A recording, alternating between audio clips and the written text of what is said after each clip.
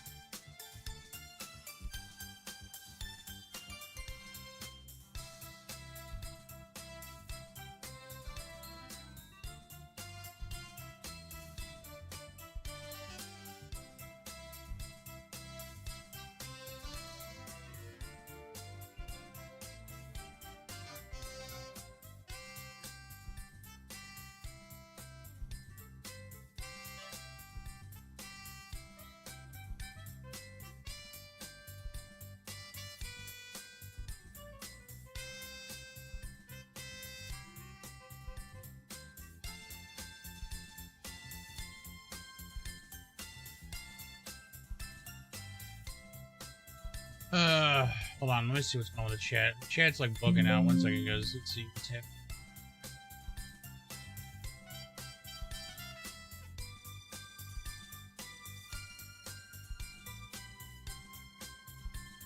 Alright, maybe it was just my dumb stream.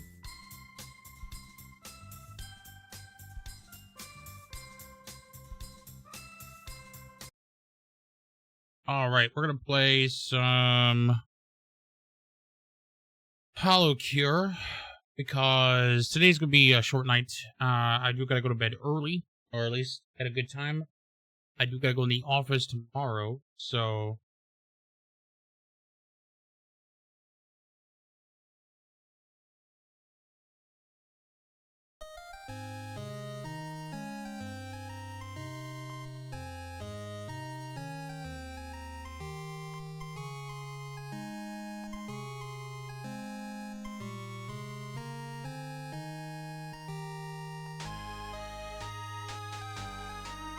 okay.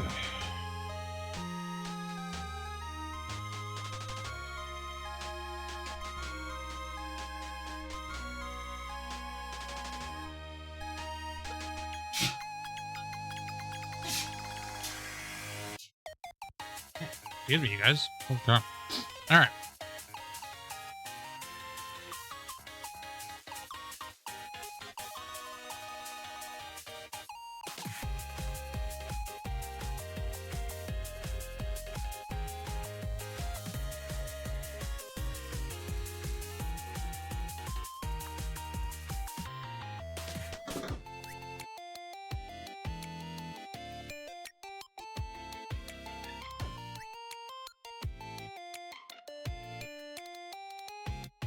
All right.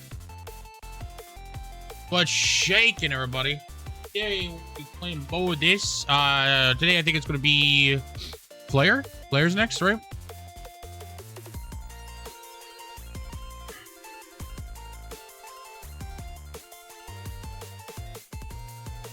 Not even 10 o'clock yet. Hold on.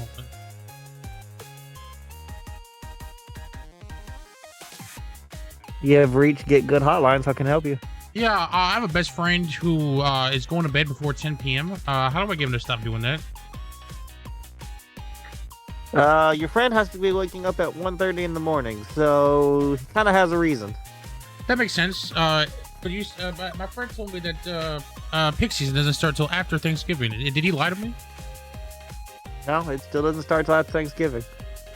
Why are you going at 1 a.m.? You're literally gonna get no sleep, homie. How does your body even fall asleep? It's literally like a few hours from now. I sleep during the day mostly. That I take a little power nap before. That I believe. That's why you were supposed to like stream at nighttime, because you were like, there was no point to it, man. Yeah. But we have to deal with a rescue plane at 1 in the morning, so. A rescue plane? Like, I guess it's I guess like a emergency thing or something? Yep. We're the only gateway in the south that has the parts the plane needs. Fuck, man. Yeah, so it's got to come here for the mechanics to work on it, and then they'll send it out. Well, I appreciate you wishing well and talking to me, man. Oh, yeah. Still need to get good, though. Well, I mean, I'm the one playing, Holocure over here, man. Yeah, I've been playing a little bit off and on. I've been getting the Gotcha Toys leveled up, so I'm getting all the new character set. I can't get Crony through fucking Time Attack. It's fucking rough, man. Oh, I don't do time attacks. X8 canceled? I do. X8's canceled for tonight. I'll do it tomorrow. X8's canceled for tonight because I cannot focus on practices. I have to go in the office tomorrow, and I have to cut streams early the night before to go in the office, because I have to wake up like an hour before to leave, on time. So I don't want to like half-ass X8. I really want to focus, so I think I can just do it tomorrow, and give you guys like a full good run of all the way to Rooster, and possibly some new practice of I think it's Mana War. So that's the plan. Yeah. It had to be a switch. Usually I do it Thursdays. Usually I go in the office Thursdays, but tomorrow it has to be tomorrow. But yeah, Mike. So I just wanted to reach out to you, man, because you said go have a great night. I'm like, damn, man, that's I just want to hear your voice and say what's up, man. Yeah. I'm here for you, buddy. I've been working on Time Attack. I've gotten Fauna through Time Attack. I've gotten Bay through Time Attack, but I can't get Crony. There's gotta be There's gotta be setup. a build I just don't know about. Yeah. Did you know that Kiara? I found a Kiara clip that explained that on the main intro, there's like a bunch of shines on like the characters. They graduated on the shines. Yeah. Yeah, someone found out that it was it shines on specific characters that have graduated. Yep. Did you hear about the Kobo stuff going on right now? No, what's going on with Kobo? Kobo tweeted out some flower stuff that people sent to her. They sent her 2 like flower bouquet things or whatever. Oh, yeah. She took a picture of one and posted it, and now everyone's upset with her for not posting both of them. Man, people would pick up weird reasons to be upset with people. Like they're even telling her she needs to graduate because how disrespectful she is. Like, really? Yeah. I'm not too sure what's going on with people. I really am not. Kobo has said she is not going to graduate, so good for her, because this is not really that big of a deal. It's literally flowers, holy biscuits and gravy, man. Like, don't get me wrong, they're an expensive flower setup, and it was like a whole community working together to do it, and that's fine. But like, by doing this, you have now probably changed the rules for Hololive and fan gifts. Congratulations. Says that it has to be demanded for like just a There is none. Like, Kobo got one of them, took a picture of it, sent it, posted it on her Twitter. People got mad that she didn't take a picture of the second one. She eventually did take a picture of the second one and posted it. And now they're saying, "Oh, this just seems dismissive." It's like, yeah, you can't really win here. Yeah, that's crazy. Like, people are. It's funny because like, in her community right now, especially in her specific Discord, yeah, it's like a civil war going on in there between fans who are like, it's not a big deal, and other fans who are like, this is super disrespectful and all that shit. And this is why, like, this is why but then I can't blame fans of VTubers. Like, okay, so like, it sucks being a fan of VTuber because in the sense where it's like, because people who are not into VTubers look at it like these sweaty nerds who do this kind of shit, who look at it as like some kind of like weird shrine and crap. And then it's like, yes, but if you ask those same people their favorite actors, they do they're the exact same way. I mentioned this to my sister yesterday. If you tell someone that Beyonce sucks to a Beyonce fan, you're gonna get shot. You know, if you tell a Taylor Swift fan that she's terrible or she sucks, you're gonna get stabbed. So it's like it's not just VTubers. If you tell a Bey fan that she's shit, they'll just be like, okay. No, they just be saying you down my soul. Yeah, like it's weird because like they make fun of VTuber fans for being extreme, but honestly, on the spectrum of fans, they're actually lower on that scale. Everybody's like seriously, like there's like the Taylor Swift fans got so crazy that they're tracking her plane. So like it's like no, it's crazy. So like yeah, it is stupid. It is crazy that they're that level of berserk. It really is. For some flowers, like holy biscuits. It would have been just better, I guess, if she just never took a picture at all. Yeah, that's pretty much what it's come to. Like people have like said she just didn't take a picture, but Kobo wanted to show the flowers that she got, and you know what? As she is, that makes perfect sense. And she got 2 of them, but only took a picture of 1. That's like saying when Corona took a picture of that book that was sent to her, she didn't take a picture of all the pages. It's like what, like no, that's crazy. And like I said, there's a civil war going on, and half of the community. I side with half of the community that's like, she got flowers, and that's just what it is, and that's fine. And it's like I don't see. I guess it's kind of disrespectful, but at the same time, it's not a big deal because you don't know if management told her she could only take a picture of 1. You don't know, maybe in her culture, it's not disrespectful to do that. Because in the end, we don't actually know which culture Kobo originally comes from. I think it is like Indonesian, but it was Indonesia, but we don't know exactly where because there's different cultures in Indonesia altogether. Yeah, that's true. It's just the whole thing's goofy. It's the same reason. Like I swear, like every other week, there's always like some kind of like, oh, how dare they, And Kobo and Kobo's management have tweeted out that like don't let the aggressors who are not Kobo fans trick you into being angry, because there are people who are just signing up as Kobo fans just to start more problems. Yeah. And like to me, it's like I said, if Kobo made a mistake, she's already apologized, so let it go. And if you're a real Kobo fan, I think that's a you'll I have be with bummed like out, but being famous and like streamer wise, like you could be like, oh, my bad, I made a mistake. I did understand what I did wrong. And then you're just saying that because you got caught. And it's like, okay, well, homie, what did you want from me? I made a mistake. I understand the situation now. Like, what do you want me to do? You want me to like off myself? Like I'm confused. Like just because you make a mistake doesn't mean like boom, that's a wrap. You should be banned for eternity. I honestly think Kobo should just do what Callie did when people tried to do this to her, because Callie just responded on Twitter, I don't give a fuck what y'all think.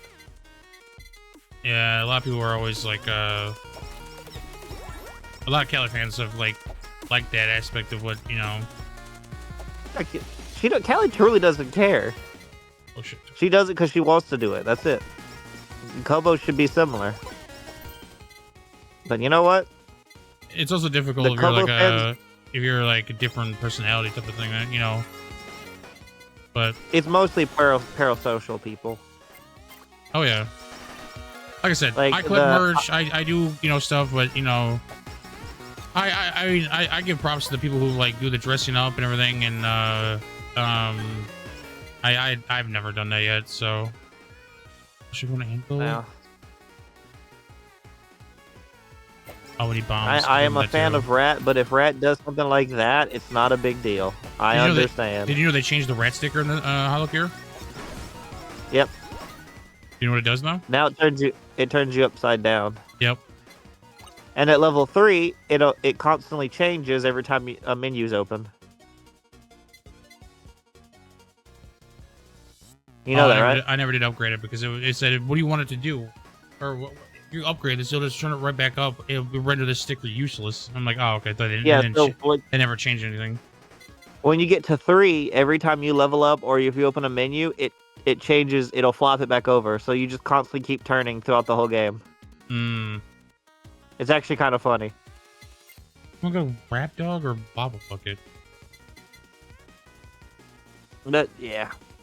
More drama for a VTuber who really didn't do anything wrong.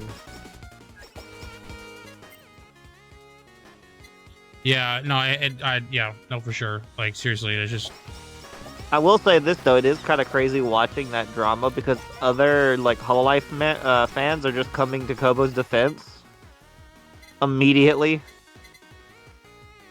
Especially Tokodachis. Tokodachis have like taken over in like pure defense mode. It's crazy. So far, my feed has just been about Picor being nominated. So, Oh yeah, mine's also that. People have been finding out that the voting only matters for 10%.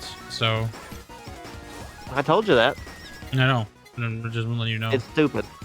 I will say this though, out of the content creators, Picora or Queso should be the two that wins. So you know about Queso. Let's go. Okay. Well, the other ones I don't have no clue who they are. I looked them up and they don't seem to have anything of interest. One's a Spanish, one's no, Kobo's Picora's Japanese, so yeah. She's the first Japanese one that got recommended, and people think it's the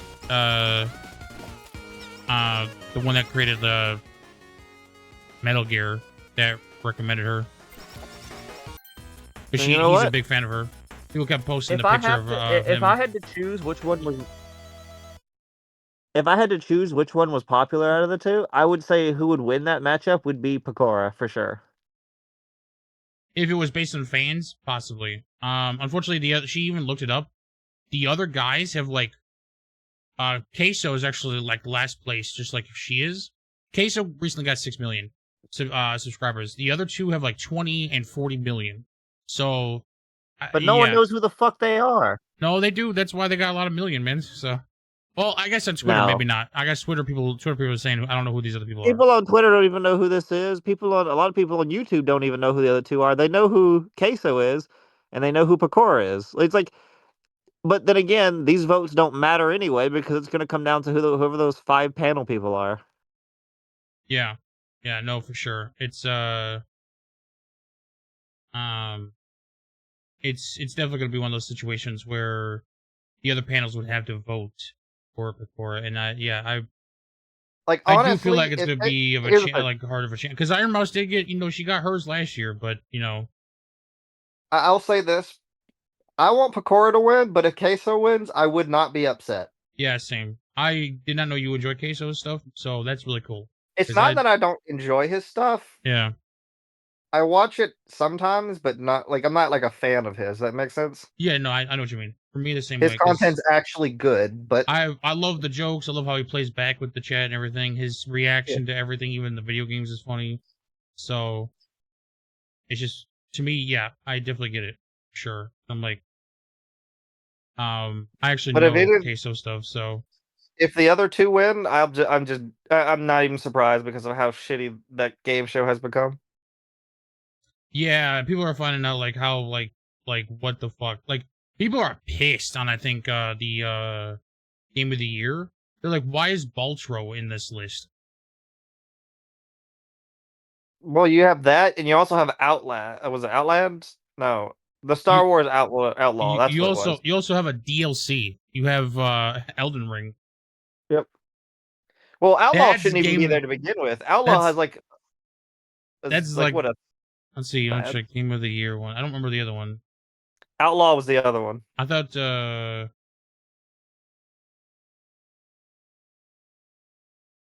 Wukong. Sun Wukong makes sense. Yeah, that should probably win. Astrobots, okay. Elden Ring, Shadow of Urcha, which is a DLC, Final Fantasy VII Rebirth, and Metaphor. I don't know what this one is. Metaphor, think a more serious version of Persona. It's made by the same people.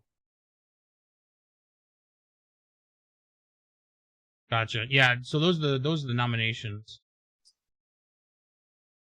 But I kept seeing Star Wars Outlaw on a lot of the other things. And I'm like, that game sucked in all ways around. Why is it even on here? Oh, okay. So like, okay, I get you. Yeah. Like that game was like panned horribly. The only people who liked it were the critics for its progressive movement. Like, fuck off. If I had to guess which one gets Game of the Year, if it was up to the players' votes, it'd be Sun Wukong, 100%. Yeah, I feel like maybe the list is geared towards that. Maybe they're like purposely trying to like stack it or something. But if it comes down to like half and half, I could see the Persona game winning it. It's also pretty good, but Sun Wukong was kind of a quote unquote indie development team that just made a game that was just on par this entire year. Yeah. Some of you are like wondering why Helldivers is on the list. Helldivers 2 failed, didn't it? No, it boomed. But the reason it failed was the sign-in system that they implemented. That wasn't Helldiver. Even Helldivers 2, like even put a thing saying please, like low, like give us bad ratings to like hope to like change Sony on that whole system, which I think they did, if I remember correctly. That's good. I saw Yeah. Dawn Trail was in a few of them. Not really surprised by there. I mean, they're always gonna be like in the MMO list, aren't they? Yeah. Esports, I can pretty much tell you who's gonna win esports. There's no doubt in my mind. League. Yep. Do we want to go Fame Team? League has won esports almost every year, so there's no really shock there. I mean, it's almost like Pokemon at this point with like how esports that shit is. You know, normally I don't care about the mobile game awards, but I'm curious if Pokemon Pocket is gonna come out and win it all. I would be actually shocked if it did. Because it came out last minute, but it's picked up so much steam. Is it nominated? Because I didn't check Yep, the whole It's list. a mobile game. It is? Okay. What's let me check them. Because I mean I can tell you if it's gonna win based on the choices they gave.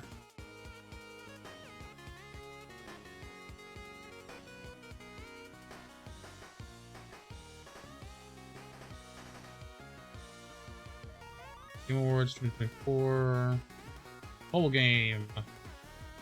Arizona Sunshine remake. No, that's VR. Hold on. Did load it correctly. AFK Journey. Really? That? Holy cow. Baltro. Okay, so I guess they got a phone game going. Pockets and Withering Raves. So that has a good chance of winning. And Zenless Zones. Yeah. So those last two Zenless are... Zone Zero won't win. I can tell you that now. It did kind of crash. I feel like Waves did too. There was a bunch of people who were trying to like review it. It started off and everything. strong, but it didn't last long. Neither one of those games. Kilios even tried to do it, and he just couldn't make videos on it. He just disliked it and everything. I honestly think Pocket has a really good chance of winning.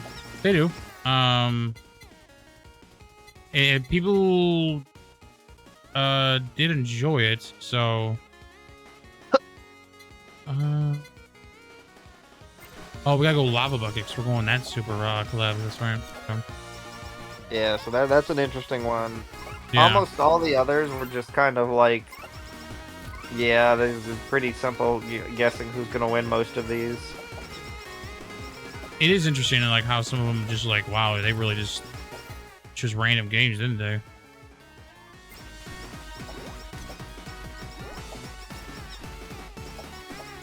But if I have to say whose game of the year it is, it's probably going to be Sun Wukong. There's a good chance. I would be shocked with Baltro. I know a lot of people played that.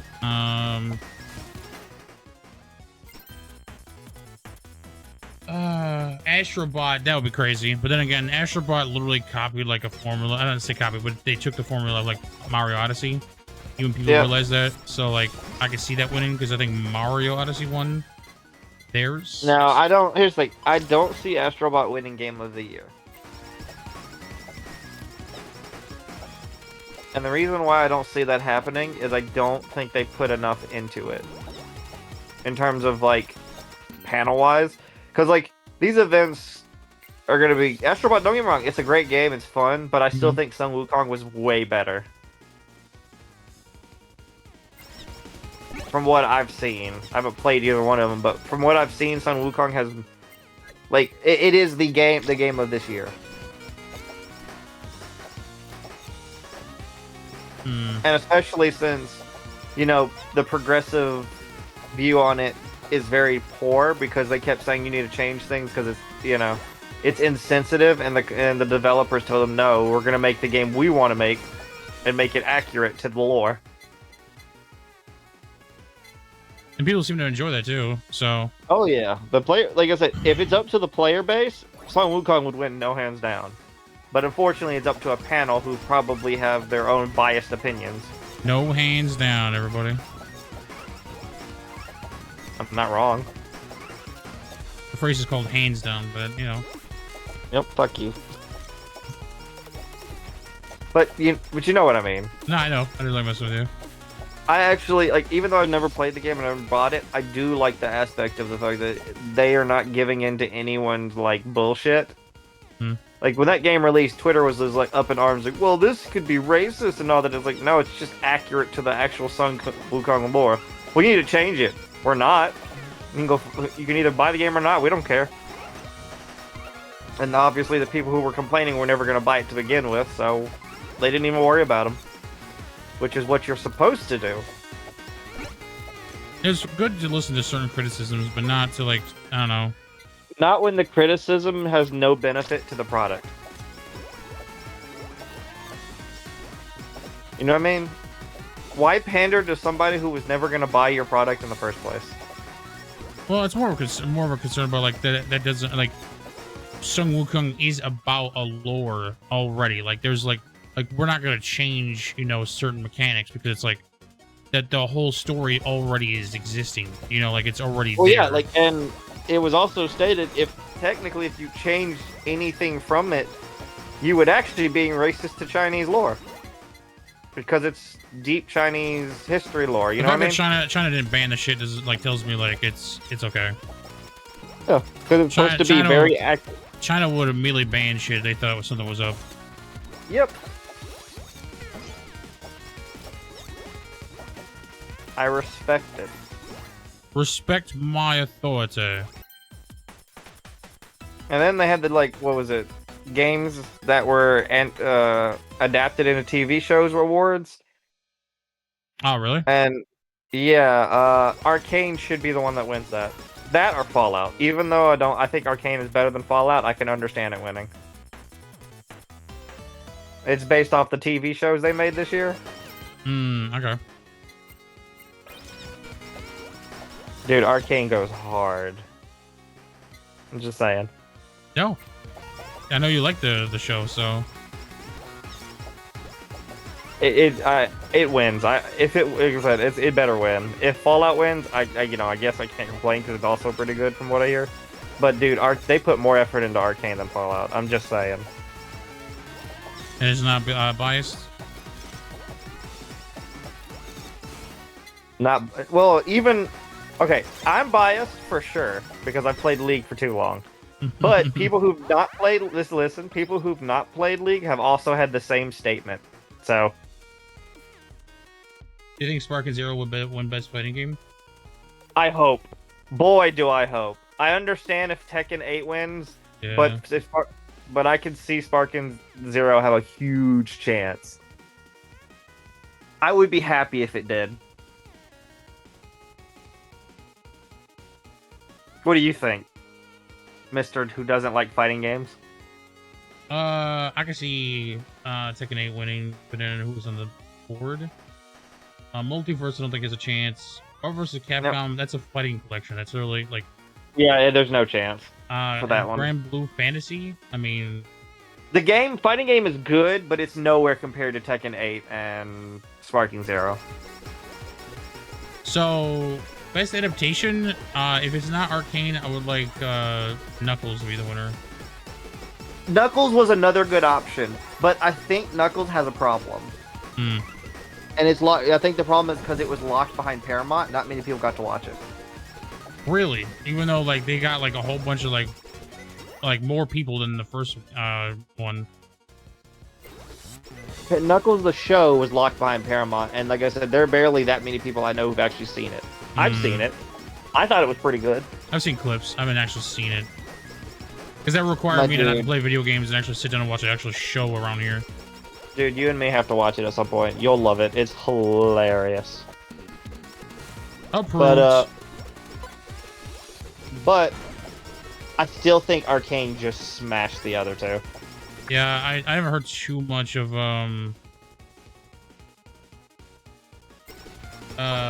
like a Dragon, and definitely not Tomb Raider.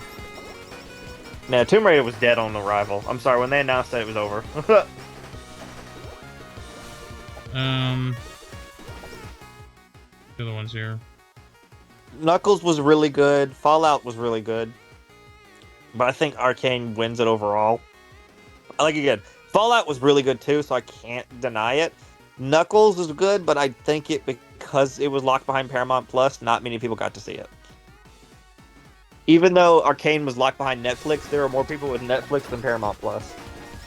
Best esports game: Counter-Strike 2, Dota 2, League, Mobile Legends, Valorant. I thought this like the same every year. Yep. It's probably gonna be League. Let's be honest. So it's just a way to give like League a win or something, right? It was on DVD too, Blu-ray. Oh, really? Wait, Sonic and Knuckles? What, just the Sonic Knuckles? I think we were talking about something else. My bad. Did you? Was it the Knuckles thing or?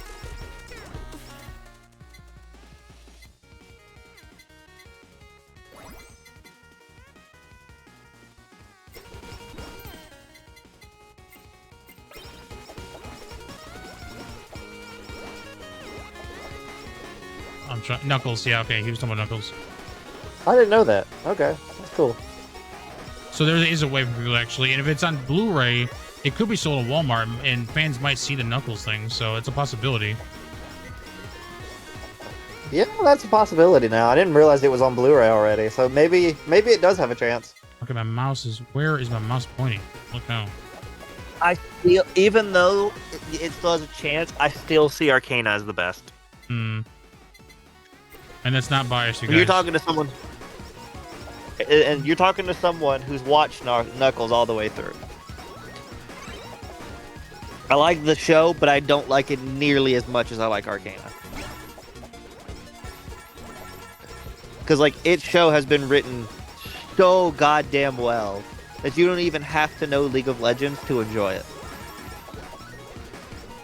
I feel like the Castlevania anime was like the same way. It was too, and it sadly did not come out this year. I think it could be a top contender too. I know. I was. Because didn't that come out last year? I Or was it a few years ago? think it's a little bit older now.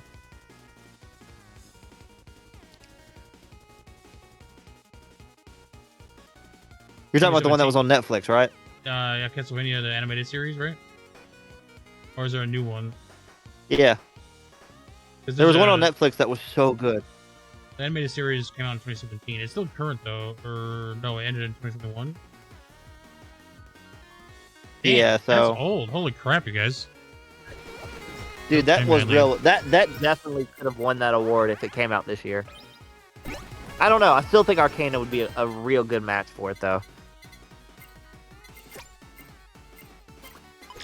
Yeah, I haven't seen Arcane. I just know a lot of people talk about it and say it's really good. So,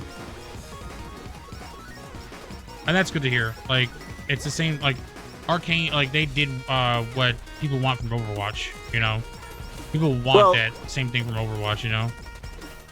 Well, for years, and I'm talking about years and years, League of Legends fans have said you have so much lore and so many characters. Why not make a TV show? Yeah. Or a movie or something, and they finally did, and holy hell, it's fucking amazing.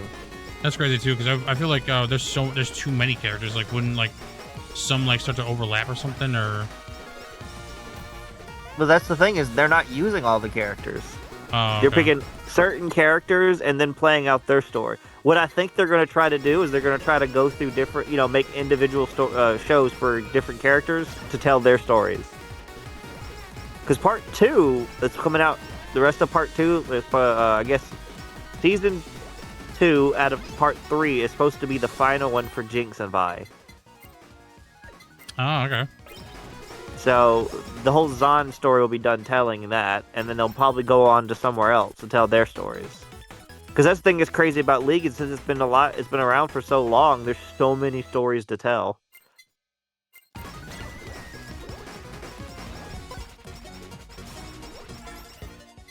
Yeah, So, like, you know, they can like, do this for a while. yeah, as I said, I do know, like, a lot of them are, like, you know, super big and, like, you know, like, oh, these people were friends, these guys were enemies, you know?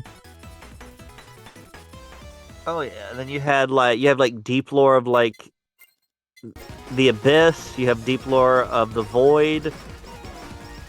Deep lore of the what are the astral plane characters? Like, there's a lot of stuff they can work with, and I'm excited to see what they do next because this series has been unbelievably good. The only other show I can think of that's as good as Arcane right now is The Penguin. That's Batman, right? Yes and no. Or is it the one where Penguin becomes a hero or something, I think? Or I don't know if I'm overlapping with somebody else or something. Penguin was a new show that I forgot who has it. I think it's HBO has it right now. You take the villain Penguin and turn him into the Godfather. That's pretty much what that whole show is. Oh, okay. From what I've heard, I haven't seen it, but I know it's super good. And like I said, it's even, which I'm probably going to win awards. It's so crazy. It's like watching The Godfather, but in Gotham.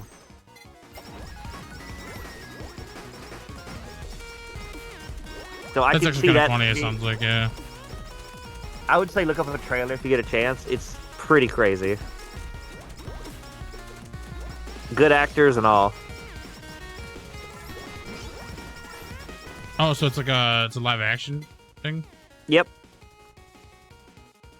It's live action. It's not cartoon at all. Okay. That one's another big one because I remember they're having their seasonal finale last week and it was #1 on Twitter trending. Oh, that okay. And people will complain quick if something was wrong too. So Yeah, and all I've seen is good praise from Twitter and reviews. So I'm probably gonna watch it once Arcane's finished.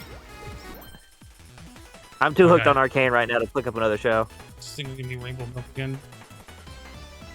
Yeah, it is cool. Like I said, I don't give myself enough time. I go to the gym and then come back, just cook something maybe, and then stream with the few hours I have left. That's fair. Like I said, I have a lot of free time at work, so I have time to watch stuff like that. Yeah. That makes sense. Give yourself some like shows and everything. Yeah, I'll download the episodes, and then like when we have a break waiting on the plane, I'll just sit there and pull it out and watch it. And I'll get. Have you been watching Daima? It's funny. Yes, I have. What you think so far? I'm enjoying it. That's good to hear. Because I feel like, I'm not saying you would hate it, but I don't know. I just had this strange feeling. I feel like you might hate the like mini guys, you know. But here's the thing. I think the lore is very bizarre after Super now. But at the same time, I get it. It's not supposed to be tied into Super at all, so that makes sense. The best way I could sum it up is what GT should have been.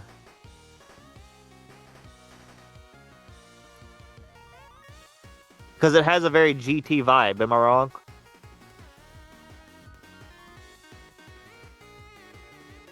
Goku gets turned into a kid, and so does everybody else, like GT. And he has to go on a quest to stop someone.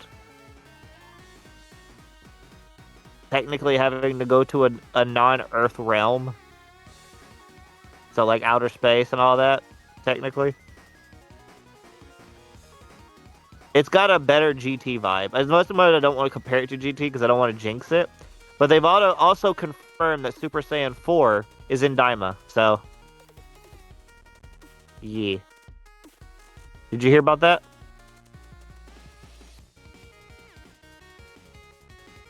Hello? Sorry. Someone started knocking my door. I was like, what the heck happened? My bad. I had to mute myself. You hear what I said? I heard the last part. What was, or not the last part, what was the part at the end that you were saying? Okay, I'll say it all over again, to be fair. Sorry. Daima, in my opinion, is what GT should have been. Oh, when like the wish happened and shit? Okay. Yeah, so he gets turned into a kid. He's technically going on an adventure as a kid by himself Hmm. to another world that's not Earth to stop a villain, and it has been confirmed that Super Saiyan 4 will be in Daima. So they're just retconning GT or something? It feels like what GT should have been. Yeah, I'm So not we sure if might they're see retconning. we might see a Omega Shinron. I don't think we'll have the dragons. Damn. I think That they're was- going a completely different path. I'm gonna tell you right now, that was the best lore, I think. And people were making jokes about that. In Daima, they were like, there was somebody else, I guess, who made a wish. I like I said, I get clips, and someone made a wish. And they're like, I thought we get 3 wishes, and he's like, nah, those are only for people I like. So like, it's a direct opposite of No. GT. He says, and I quote, "That's only for my regulars." Yeah. So it's the direct opposite. In GT, they're like, you guys misuse these shits all the time, so that's why there's a bunch of negativity. Daima's like, no, you can use them as many times as long as you keep coming back. Yeah, it's super funny. Like Daima has that same humor GT had at the start, where it's like I silly was gonna say humor. Dragon Ball.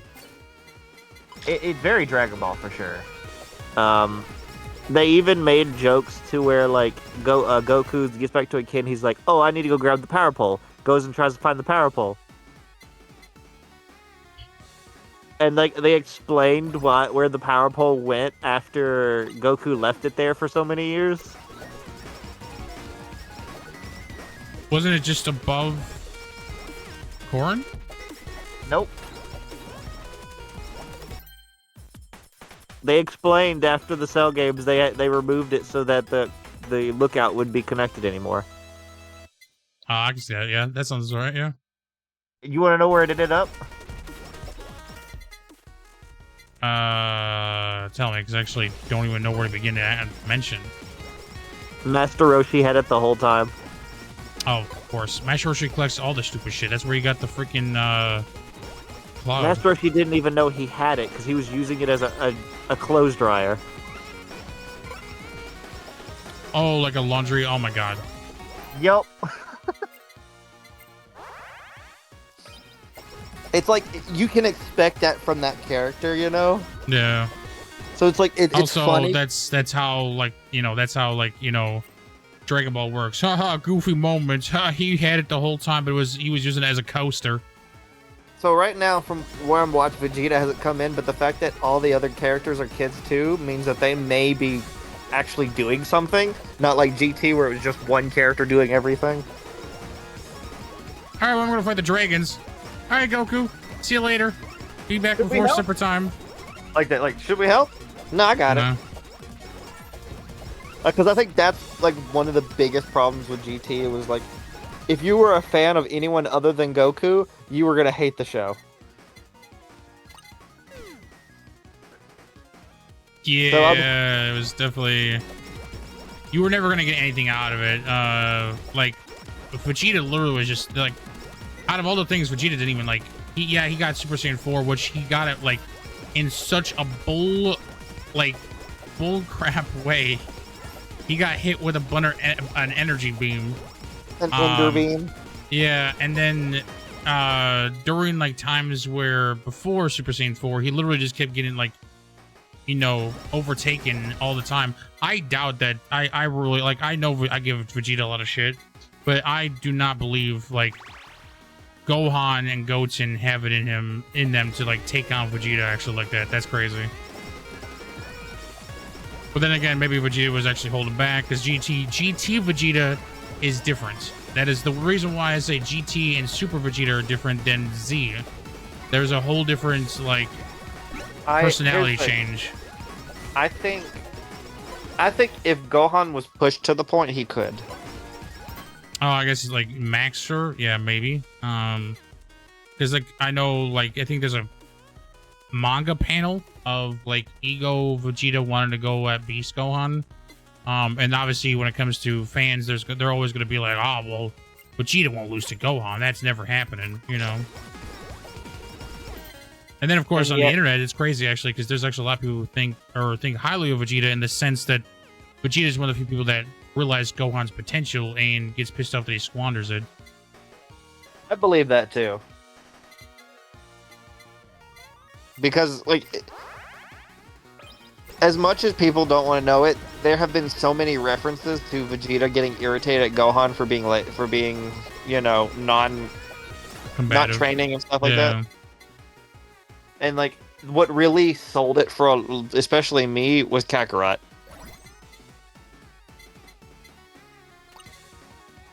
The game? Yep. You get really wet water? Shit. Because remember, after you do the Cell arc, you have to fight Vegeta as Gohan again. Mm-hmm. And Vegeta's just getting more and more upset as the fight goes on because Gohan's not really trying. I think the thing is Goku learned from After Cell, which is very understanding in Team 4 Star, when Piccolo explains that he is not a fighter. You know what he's thinking right now is why is his dad just letting him sit, and that was kind of implemented even in the show, the real show, when Goku didn't realize that Gohan does not want to fight. And that's when I think he realized, that's why he doesn't involve Gohan anymore in Super, and that's why Vegeta's probably like, okay, why don't we just keep fighting Gohan? And Goku's just like, oh yeah, sure, yeah, we can. But Piccolo is frustrated that he's not fighting. Vegeta's frustrated that he's not fighting. You know, that's why, you know, the movie came along, and it's just like, you know, like, I feel like the only one that's actually you know, the whole incident of the movie was Piccolo tricking Gohan into getting back into fighting. That's literally the whole reason of that movie. Yeah. And him wishing for more power. Yeah. So that's why it is funny, because like people are like, oh, see, Vegeta gives him more props than Goku. No, Goku understands who Gohan is. He's not trying to force him into something he doesn't want to do. Think, Vegeta knows Gohan can be stronger. That's for sure. Goku knows it too, but the difference is Goku understands that Gohan doesn't want to fight, and he doesn't want to force someone to do something they don't want to do. Yeah, just like we're not trying to force Goku to read a book. Piccolo also understands that concept, but the difference is Piccolo knows that at some point Gohan will need to be strong again. You know what I mean? I know what you mean by that. Because Gohan, and that's been stemming from Namek. He's always waiting for someone stronger to come save him and stuff like that. So it's like, you know, like his idea is like, well, you know, and it's true. Like, it's like you live in a world where it's always Goku shows up. It's like, what's the point, you know? Well, like, so I think, especially the movie, I think it really stemmed from Frieza showing up, and Goku and Vegeta weren't there yet. The only other person who really stood a chance was Gohan, and Gohan was just not trained up and did not last long in that fight. At that moment, Piccolo realized that we can't rely on Goku and Vegeta all the time, and had to have someone else to be there, which is why he wanted to power up and get Gohan back into the game. Yeah. Which, he also, like, you know, Mrs. Gohan, you know, no, Teen Gohan, you know, even though he's not a teen, he's literally 11 years old. You know, I get it. No, I do. It's one of those things where it's like, because I'm the type of same way. I think that's why I relate to. I don't, you know, I'm not big, you know, into fighting where even if you have great potential, it's like, yeah, well, I have no interest in that. Why would I force myself to do something I dislike, you know? And like the obviously, statement. Like the statement he says as Teen Gohan. You don't understand. I hate this. Yeah, I love that. I wish I need to clip that sometime, man. I love that. That you know. I hate this. Yeah. Do you know what I hate more at the moment? Any more hate is you. You should put that in a Valentine. Because the whole quote is very true. It's like, you know, I hate this. The vibrations of my fist on contact, the heartbeat in my... I hate this. You know, I've always have. So it's just like, you know... It's him truly telling them how he feels. Chance amount and amount is increased for 10 damage dealt. Okay, so that's the default for this sticker. Okay. But like I said, there are two characters I like the most, and Super did did pretty okay with both of them, Gohan and Future Trunks. Even though I think Future Trunks ended poorly, because you couldn't just let Future Trunks have the win. Just couldn't let it happen. Yeah, I feel like that was a bit of a weird block. Never go, wish on mortality. Never go that far. Like, holy crap, man. Like, They kind of put themselves in a plot hole for that one.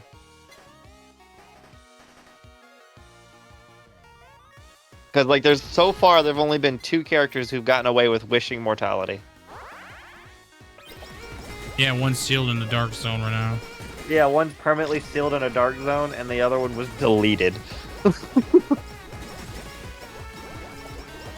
this is like, yeah, it's one of those things.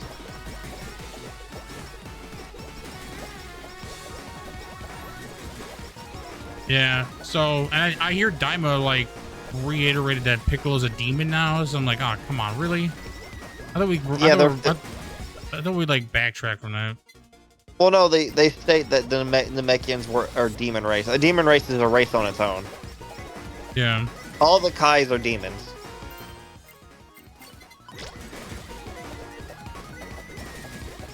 As they stated, anyone with pointy ears comes from the demon realm.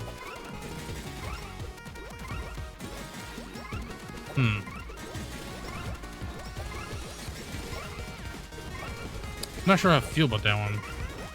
I said the same thing, but then I chalked it up to, like, don't try to compare the lores between Super and this because it's just not gonna work.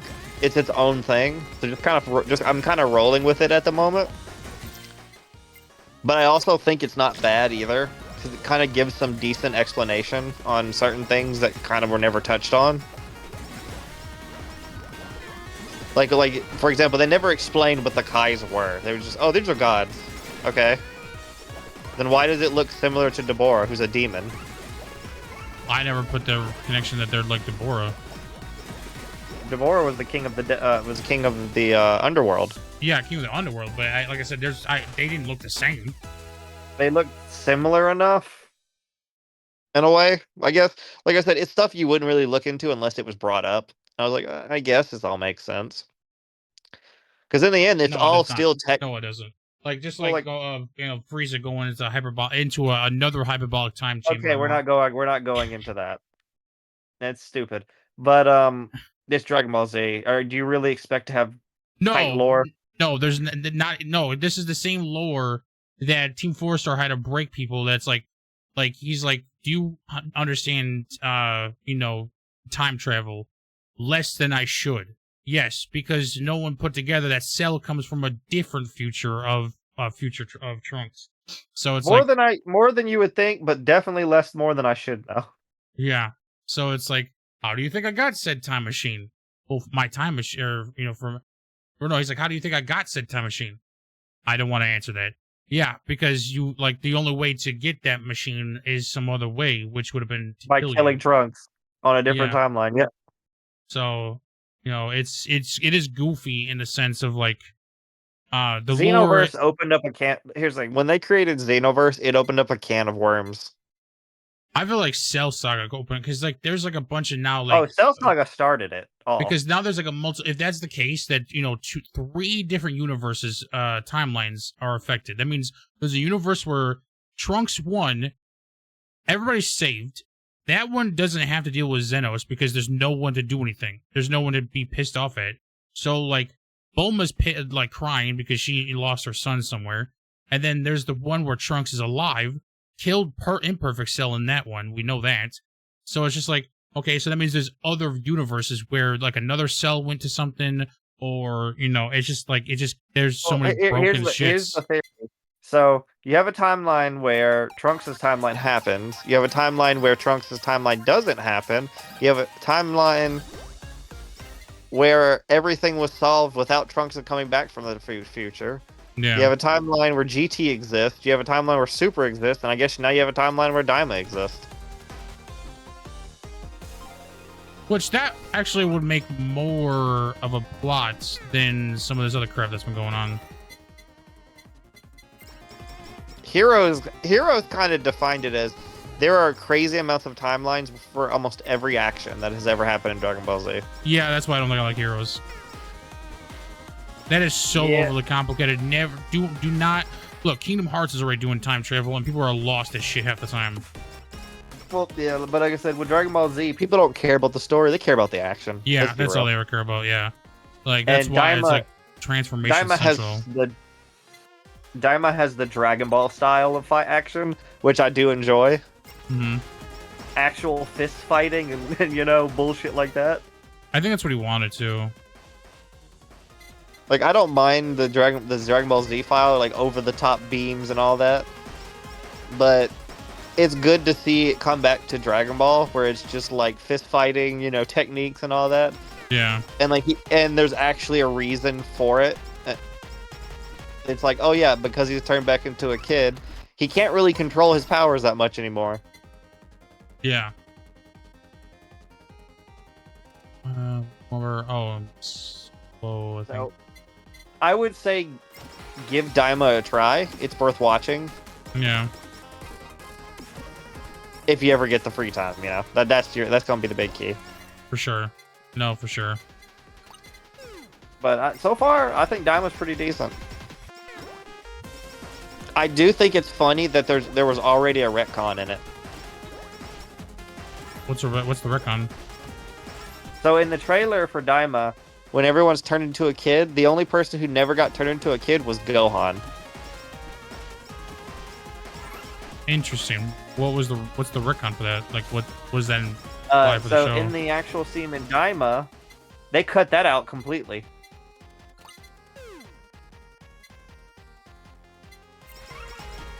Hmm. So it shows everyone getting turned into a kid, but the part that's supposed to where Gohan's supposed to be like still an adult trying to figure out what's going on Hmm. was cut out completely. So Gohan didn't even show up in that scene. Oh, so they're cutting stuff from the manga. Probably. Because Gohan, well, the thing is, they have that scene in one of the trailers, but then they have a part of that trailer where Gohan's a kid, like, turned into a kid. Oh, I see what you mean. The trailer. Okay. Just like when they cut the fight of that one intro, like the intro where you see Hitsugaya like dodging shit, and you're like, wait, where was that in the anime? Yeah. I think it was supposed to be a gag in the manga. I'm not sure. I've never read it. Hmm. But it's like, oh, well, everyone's a kid and I'm not. And then, at last minute, he gets turned into a kid because, he opened his mouth. Gotcha. But I think they cut that out completely because the gag didn't matter. Or Gohan doesn't play that big of a part this early. If he does play a part at all. Because It's the Goku show again. it seems more... Well, right now, yes, it's the Goku show for sure, because he's the only one in the Demon Realm, because everyone else has to wait for the other ship to be fixed. Gotcha. But I think it's going to be more Vegeta, Goku, and Piccolo story. Or at least that's what I'm hoping. Since, Piccolo's the demon race, and it's going to be very heavily based around that. That's and I don't so mind- I can focus on him. Yeah, I wouldn't mind Piccolo being a focus again. Because Goten and Trunks are not going to be anything because they're babies at this point. Vegeta wanted to go immediately day one, but there wasn't enough room in the spaceship, apparently. There's always a reason why, like, something, somebody can't go or something, Gohan would be the right age to do something. It'd be great to see Gohan participate again. And then, the rest of them don't matter. You're not going to see Tien or Yamcha do anything, so... Unfortunately. Yeah. Maybe Krillin will do something, but I doubt it. Yeah, throw sensor beams. 17 was turned back into a kid, so that was also another one. Which then, causes even more problems because technically they're androids and they don't age. And it doesn't, like, affect their power. Yeah, so if anything, 17 would have been one of the better options to go with you because theoretically 17's powers wouldn't be interrupted by age. Yeah. But then again, Dragon Ball Z, you don't expect the lore to play into really any effect. You're just there for the ride. Yeah, this ain't, This ain't One Piece storyline or something. I guess It's not I don't like know how it was Bleach where told. everything was decided episode 1. There are some people who are like, "There's no way that Kupo anticipated this. That's not happening. There's no way. You guys are reaching." And it's like, okay, But the similarities there are so undeniable, though. yeah. Episode 3, where he's sitting on his bed and is literally the Quincy signs. He has literally Quincy like imagery all in his room. Like, come on. I think it's funny because it's like, you know, they complain about like these are like I think it's Naruto fans usually, but they'll complain about like, oh, wait till he finds out he's part this, part that. I'm like, really? Naruto kept pulling like it wasn't even just the 8 tails. Oh, now I'm a sage. Oh, now I'm actually a reincarnation of this. You know, it's like really we're I believe not gonna. Naruto. I believe the Naruto manga was just pulling shit out of his ass to just keep it power scaling. Because it was like, first of all, it was the Rasengan, something that was supposed to be impossible to do, that only the 4th knew how to do. And then he came up with the way to do it, which I'm like, cool, you know, evolution. But then it became Sage powers, and then, well, actually, first it was, you know, the 8 tails, but he couldn't control, or 9 tails. He couldn't control it because the stupid thing was angry all the time. So he had to use Sage, which kind of like not use anger. No, And so then- you went 4 tails, then you went Rasengan Shuriken, then to Sage. Yeah. Because remember, Rasengan Shuriken was an upgrade to the Rasengan, which was, you know, already considered. Because the Rasengan was supposed to be killing you or your chakra points or something. Yeah, and then fucking Rasengan Shuriken tears you up on a cellular level. So they came up with a way to power scale that up. Then they made Sage mode to give him a form that wasn't the fucking You know, 9 tail form. Yep. And then they gave him 9 tails transformation. Yeah. I felt like he kept pulling stuff up just to power scale. Like, original Naruto didn't have a power scaling issue. It's when it hit Shippuden where he kind of had to come up with stuff. And then it became like, oh, by the way, you're reincarnation of the original 2. And it's like, oh, great. Oh, yeah, and aliens. Oh, great. Yeah, aliens. So I'm like, god damn it. Couldn't it just have been ninjas? Like, that's all it could have been. If you go back to regular Naruto and watch it all the way through, it looks like there was a story for that all the way through. And then when it got to Shippuden, they kind of had to wing it for a bit. Gotcha. Like, the Madara thing, I think was decided earlier as like the main villain. It was decided way back during the fight between Sasuke and Naruto. Yeah, I believe that because they kept making references. You guys are just like those two. You guys are just like those two. So it was a reference. Like I felt like you were like, it was like a lot of foreshadowing. But like, by the way, these two are coming back. But I'm gonna tell you right now, Madara was cool, but why did the other guy suck balls? Like I thought he was supposed to be all powerful like Madara, but I feel like there was no scaling. Like he was not doing anything. Wait, who was? The second Hokage, I forget his name. Is the second? No, it was the first. brother? No, the first. My bad, the first. So like, Oh, the one. Yeah. the one who stopped Madara, and it was supposed to be like they were like equals, they were friends, you know, like they had to like do this, like Madara, like literally, like he didn't when he was revived, he didn't do anything. I was expecting this huge clash. Nothing. Madara just showed off that he was stronger than everybody else. That was literally all he did. But the one that you thought was supposed to be equal to his power, which like I felt like was supposed to be, because you kept getting told the whole time that the first Hokage is the only one that was able to do anything. He never did anything anymore. Well, he did. He did a few things. He had one crazy battle, and that's mostly it. Yeah, that was my problem. And that was against him and Madara. It's like that was the build up for that, and I was like, okay, cool. He technically was stronger than all the other Hokages, but at the same time, it's just the power scaling at that point was just already too far gone. Yeah. Like the beginning of Shippuden was fine. It's when it got halfway there when it started to get over the top. You know what I mean? No, definitely. I would say after the Hidan and Kakuzu eventually is when it started going ridiculous. Because you added a character who's technically immortal when you created Hidan. Oh, the guy with the blood? Yep. He is literally in Boruto. He is still alive, by the way. That makes sense. Because he's buried in that area permanently. It just reminds me of the death dealing in Bleach.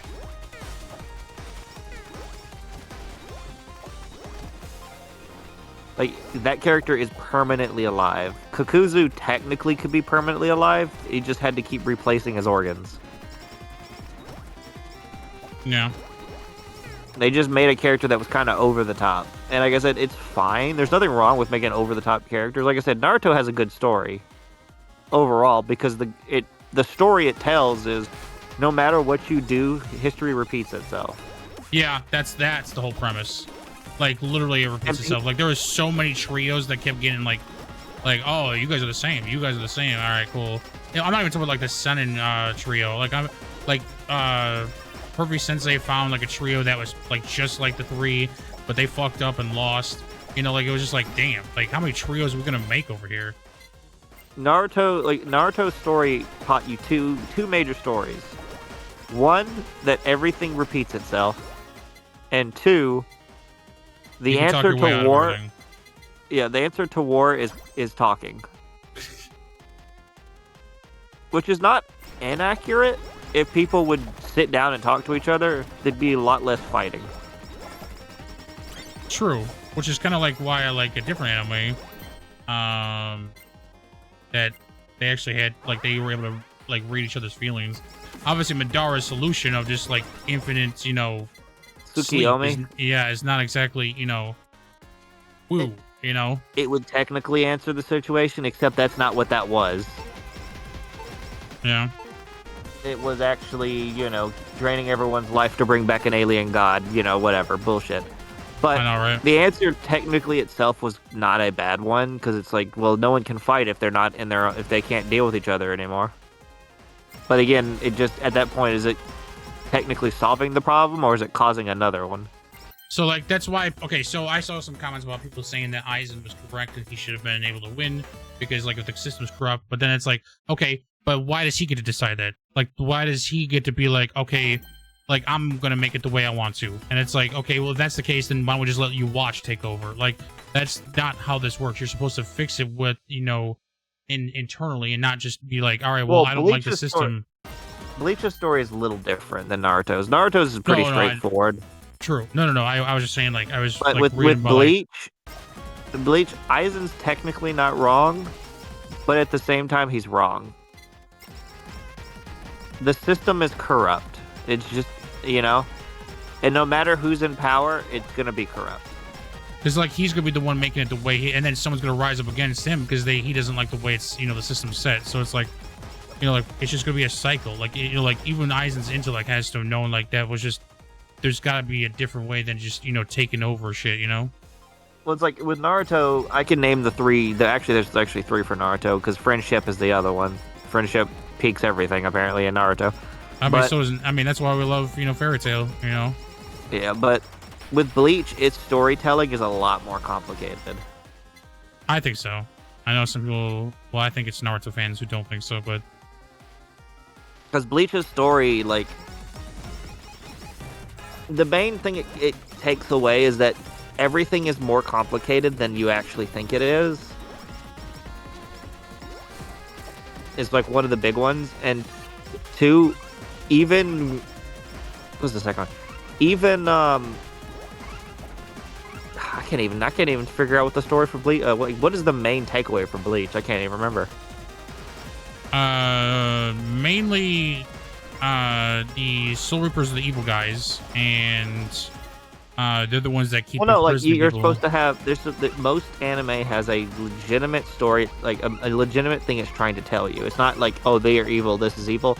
It's like I think it's not the friendship thing, but I think because the way Ichigo is bringing cross different groups of people, like like you could tell that he's bringing the Hollows together. He's working with Grimmjow. He's working together with, you know, all these people. I don't think that's the takeaway, because that's near the end. Like, the whole takeaway would be something that is constantly being stated throughout the whole show over and over again. So like from Naruto, like with Naruto, that history repeats itself. It just keeps being stated over and over again. Bleach has one. I just can't remember what it was because it's like really complicated. I got the mouse. I think if I remember correctly, if I have to take a shot in the dark, I think Bleach's is always look at stuff from a different point of view because it's not always the way it seems. For example, Soul Reapers. You know, you thought they were the good guys until later on you find out that they're kind of fucked up. And that, Yeah, because they imprison people without even a trial, and because they're just determined to be, there's a whole prison that they're like, well, they never done anything wrong, but they could. And then for the Quincy's, they got wiped out just trying to ask if they could be a part of something. And then you find out that the Quincy's are wrong too, because they were like, fuck you guys, we're still gonna do what we want to do. They tried to, even though they were told that they cannot help because they're causing a problem by wiping out by imbalances. Yeah, they were like, no, we're still gonna do it. And it's like, that's why Uyu's grandfather was explaining that. That's why he told Uryu that they're not bad people. They have a way of trying to make it so that it's correct. Everything is balanced. Yeah, and well, Uryu took it obviously. But I think that's the takeaway from Bleach is like, no one is truly evil, but everyone is evil. Everyone has a chance to become, yeah. Because like even when you break it down to the Hollows aren't evil. They're just the unfair outcome of not, what are they? They're the unfair outcome of waiting too long. Yeah, that Soul Reapers couldn't get or whatever. And that's why when the Soul Reaper sword kills them, it releases the soul. That's why it's actually not killing them. It's actually like releasing them so that they can become back in the reincarnation cycle. Unless they done something bad while they were alive and then they go to hell. Oh, well, that's hell. I mean, hell thing came, yeah. Sure. Hell, that's the weirdest thing about Bleach is that they emphasized hell in season 1 as a thing, right? They explained the rules for hell. But they never once, outside of season 1, brought it back up again. Yeah, that's why I feel like the hell thing is a bit rough. I feel like it was meant to be, but the focus was somewhere else, Because here's the thing. The only reason that Hell Versus was made into a movie was because that was... He realized he brought that up about hell and had to do something with it. So I know you kept mentioning the hell butterflies. I get it, Well, they even said it in the manga. Like that's why he made the hell the hell arc afterwards, because and there needed to be an outcome to you watch killing the Soul King, yeah. And it makes sense that hell is outside of that scape after the 1,000-Year Blood War, where they explained before the 3 realms were created, it was all just hell. Yeah, it was because like things were like just random, and So it could be the fact that hell, and we've had this conversation before, that hell is the original state of existence. Yeah, and that's why people are like, oh, how dare imprison That's why the Soul King let himself be imprisoned, because he foresaw the issues that were happening. So like, he let himself be imprisoned. He could have probably, with the power he had, I'm pretty sure he could have just been like, go fuck yourselves.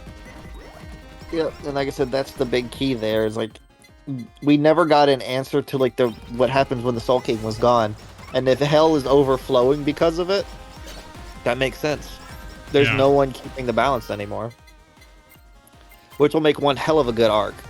That's why someone's backup plan is to imprison Ichigo. Yep.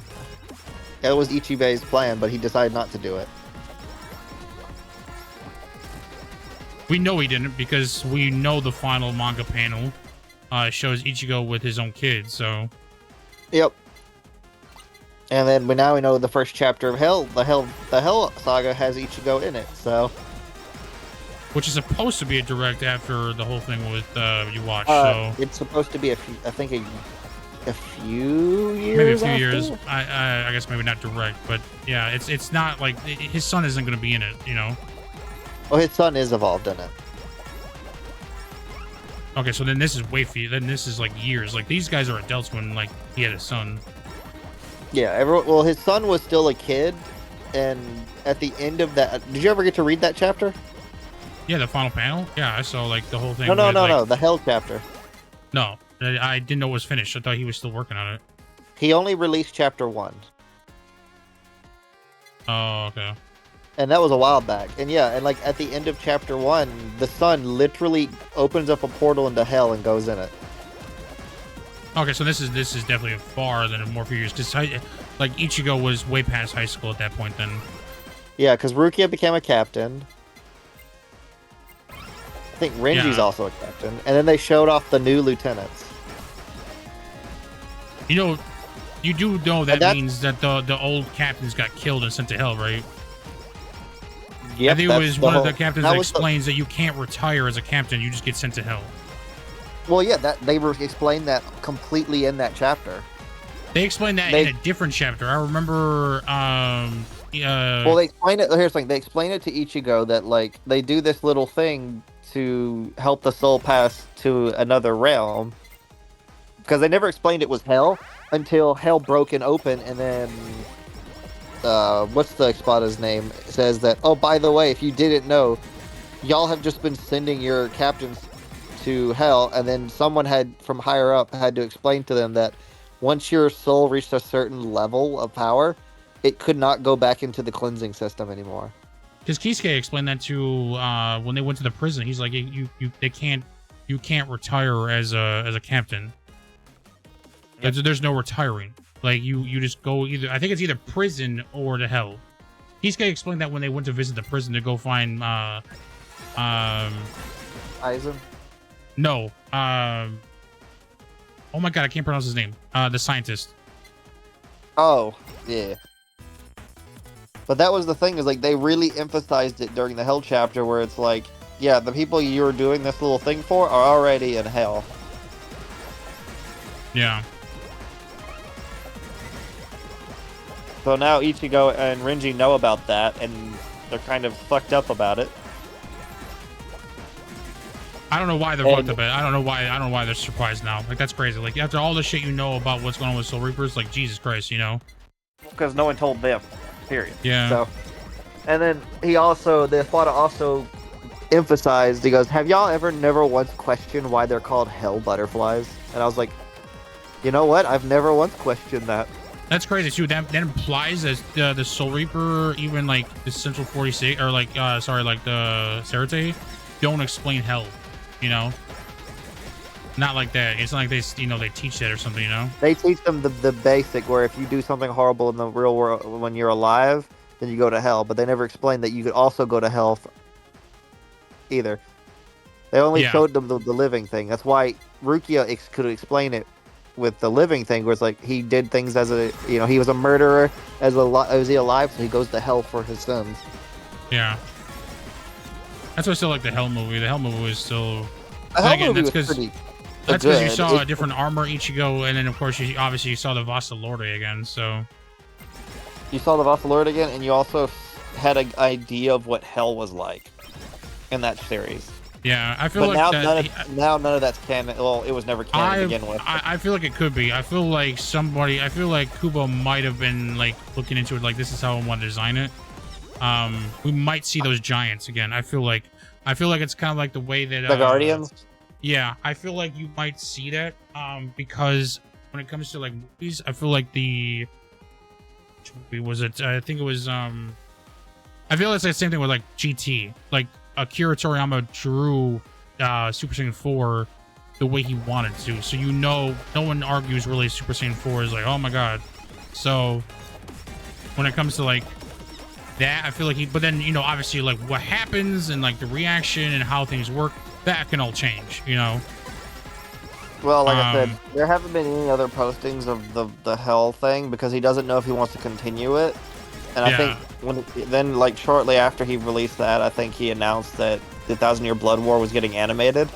So I'm wondering if, like, and I said this like again, I've said it so many times, I'm wondering if 1,000-Year Blood War was a test run to see if people still wanted to watch or still wanted more Bleach content. We'll see. I think I read something that he was also like working. He's had health issues and he didn't know like how well his health was gonna like work. So I think he was like, but now I think it's been getting better. So I think he's like okay. So I also think with all the hype behind the show and then this game coming out, I think those hell chapters will actually happen. and I really hope so because I'm curious to see where that ends. Because 'cause I Hell think was always a question I had about the series. Like, what does Hell have to do with any of this? Yeah, I think the biggest thing is going to be the original Gote 413. Oh yeah, the fact that he made each individual design and already showed them. Yeah, that's gonna be like if he does not, that is gonna be the biggest like Let what down. the fuck. That's gonna be the biggest letdown.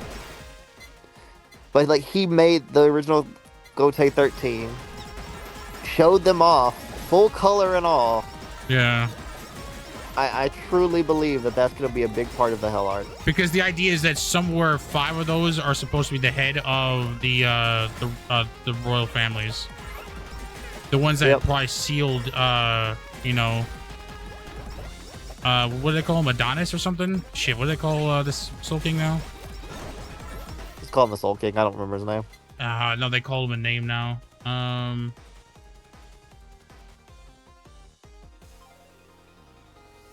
His true name is Adonius. Yeah, so But it's but you see what I'm saying? Yeah. Like he has a good setup. He's got people hyped for it. He just needs to follow through now. I'm hoping. I'm a big Bleach fan. There's also talk about them reanimating the original show.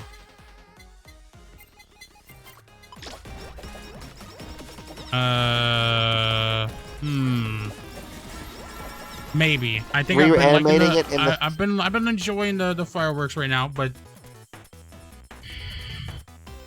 I don't know. There's some like They're saying they're gonna reanimate it in the same art style. Oh, as okay. 1,000 Year Blood War. Okay, mate.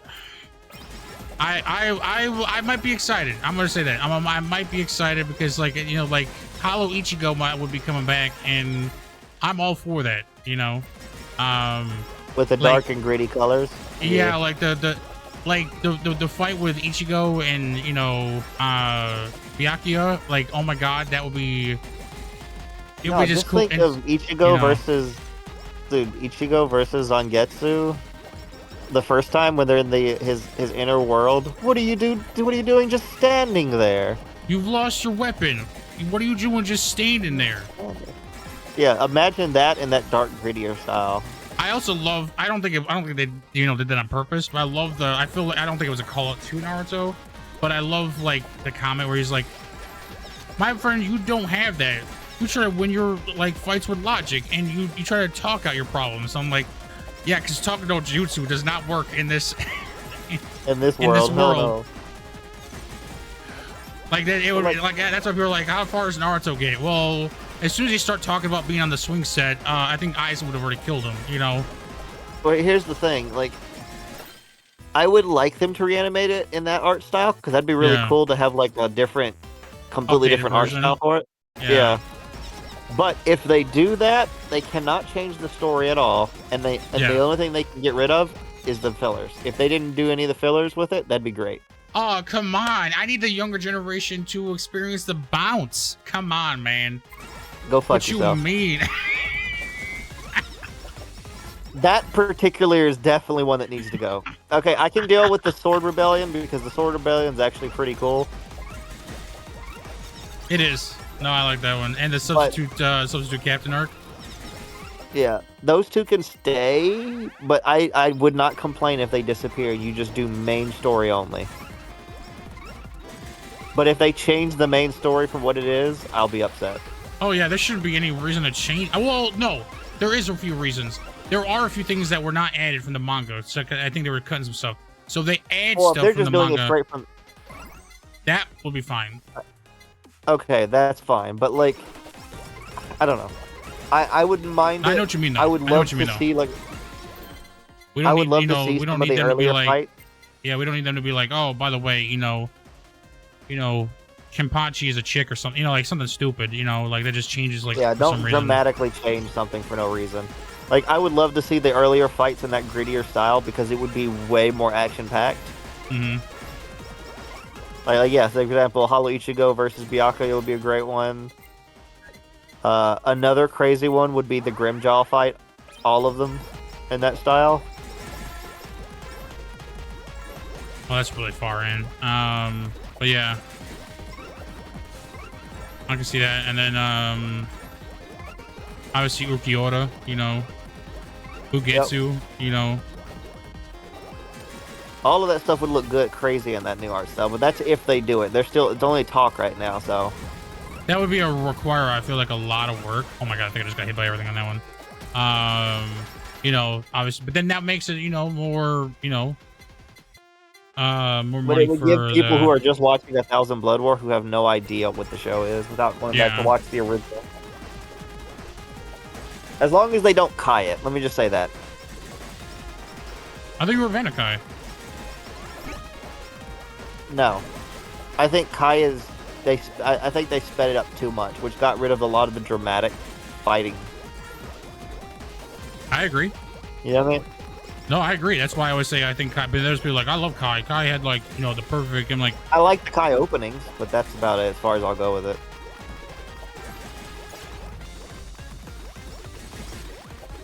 That's why I say if you're gonna watch Dragon Ball Z, you have two options: either watch the original or watch Team 4 Star. I know a lot of Dragon Ball Z fans who like do not watch Team 4. The voice actor, the English voice actor of Goku hates Team 4 Star. That's funny. He says it distracts people from the actual show. He has been asked to like sign stuff from like, you know, like certain things from T4. He's like, I'm not doing it. That's fair. He has his own right of opinion. Yeah. Anyway, I gotta go get some sleep. Yeah. I know we've been talking a lot, so it was good talking, man. All right, later, nerd. Later, stupid Red is like. lies. Ooh, I thought I juked that. Oh, come on, really? That was quick.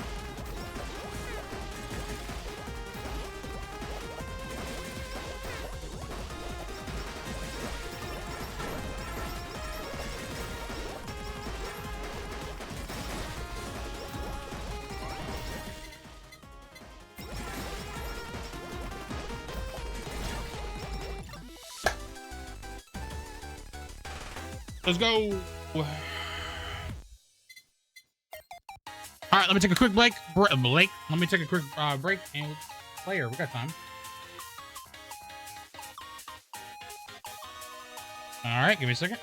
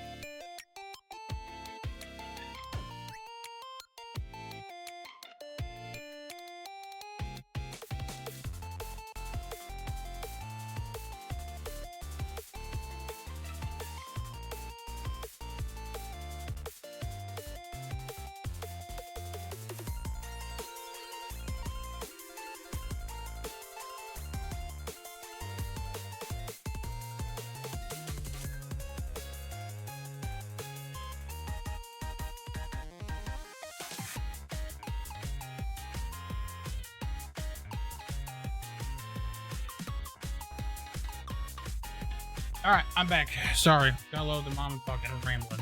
Okay.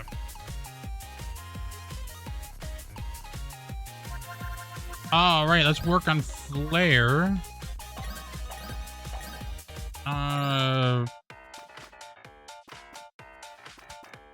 What do we got here? Flare blasts the shoe. Oh, that's right. This is Sands, and then shoots ladder shots. Okay. After 5 targets are defeated by a skill or special, gain a buff.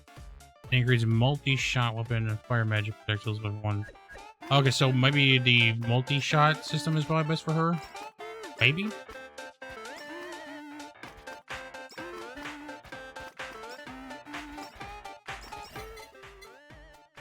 Target when drop building blocks.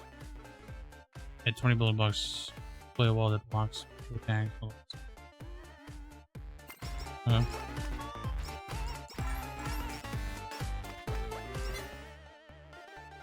Person can cast 6 fireballs that deal 100% skill damage. Burn, which slowly deals damage. Okay.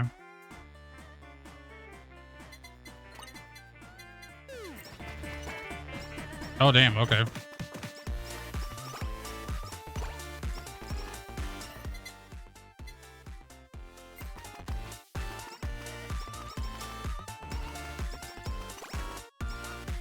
Interesting.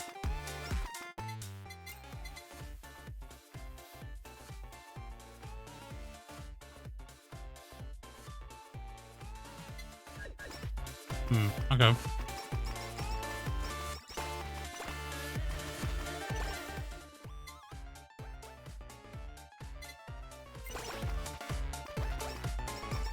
I wonder what would be a good build for Flare. I definitely feel like the glasses might be a good thing. I know which glasses I'm thinking of. We definitely want to go multi-shots. I think Rap Dog is still a good one, right? You can still go Rap Dog, which is Potato and Song. Oh, that's the barrier. Okay.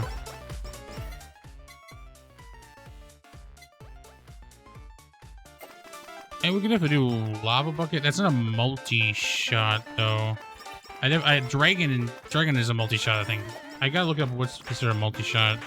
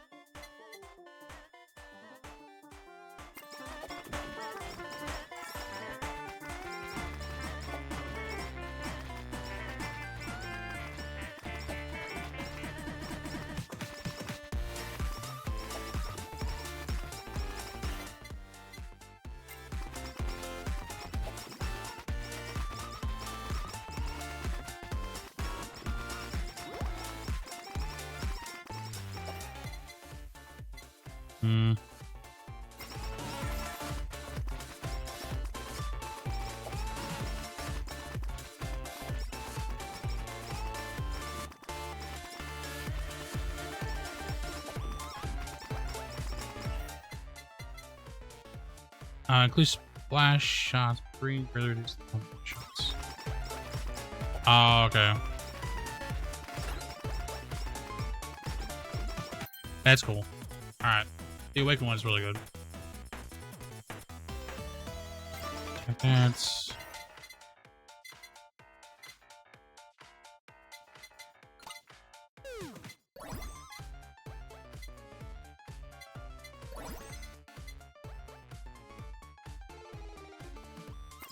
Alright, I think this is what I was looking for.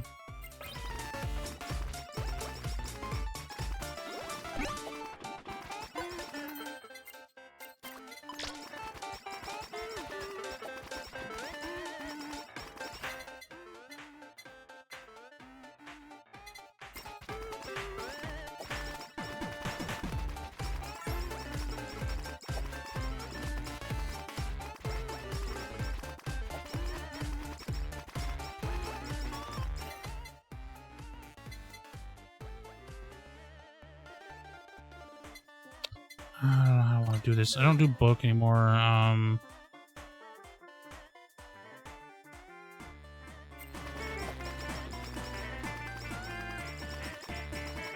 Well, I shouldn't really take this one seriously. Just, you know, whatever.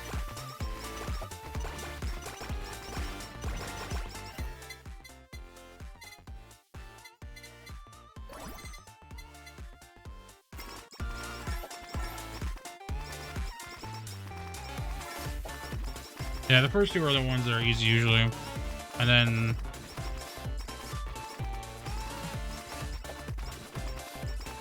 it's the hard levels, obviously. It's a bit rough. Stage 2 was a swim for Noelle, so that was really good.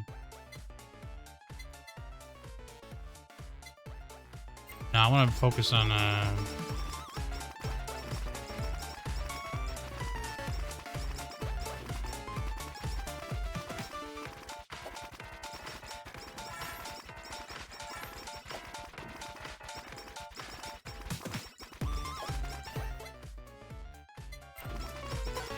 If I can get the anvils just to pop up, man, I wish I have so many procs for anvils. It's crazy.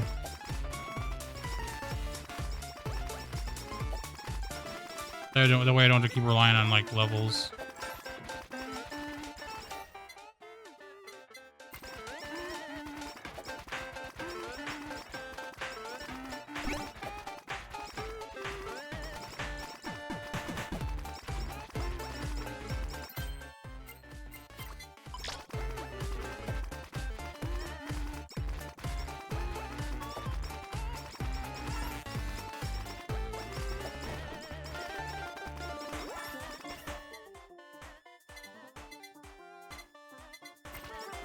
Oh, I didn't get those completed yet. Okay. Let's go. Rainbow time.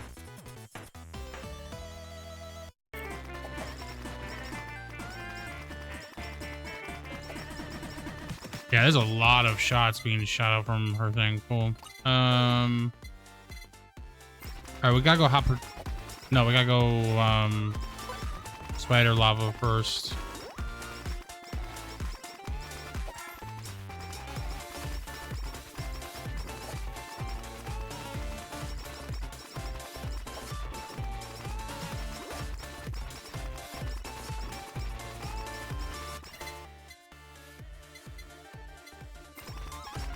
I've been wasting a lot on the anvil stuff and it's not working, so let's get the other stuff cooking.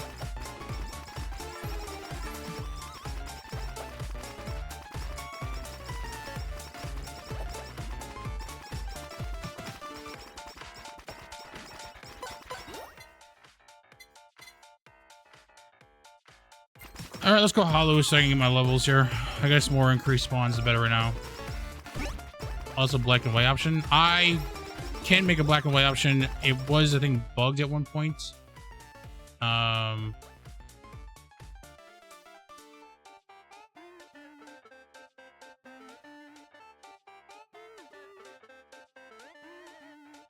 I can make that for sure.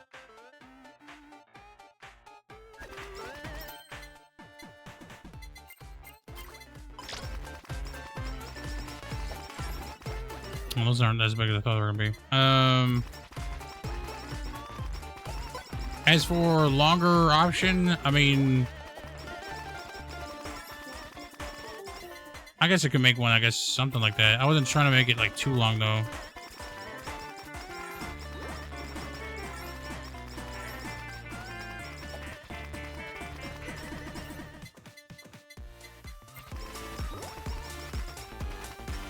Oh, hot potato. What's going on with the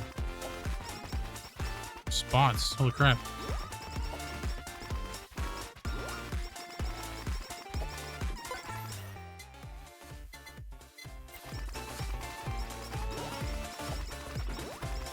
I bet you there's like some other options I can probably do too with the camera. Like I said, the black and white one was bugging out, and so was the ASCII one back then. That's I don't know if there's a patch or anything, but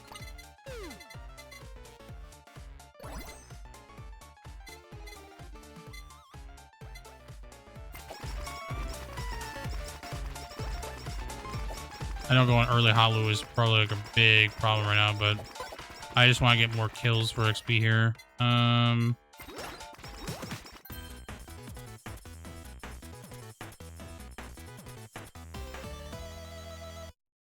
I really want to get this lava bucket thing cooking.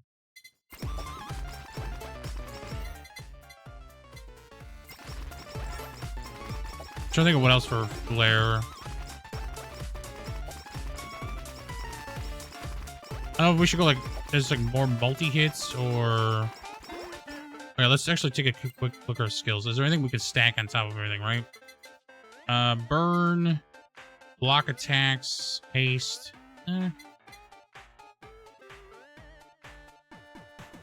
Projectiles. So there's no heal. There's no defense.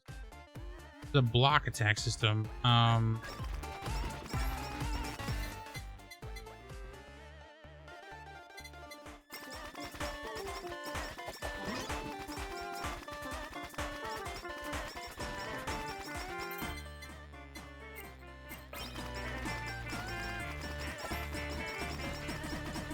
Okay, hold on. Let me check some. What's with the weapon?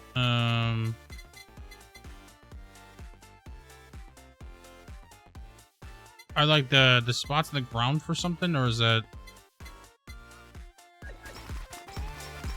Do they like slow down in that area?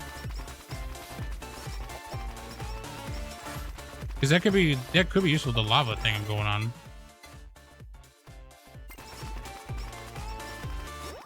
Oh wait, was there potato there? Crap. I definitely want to get potato so that I have that, you know, saved.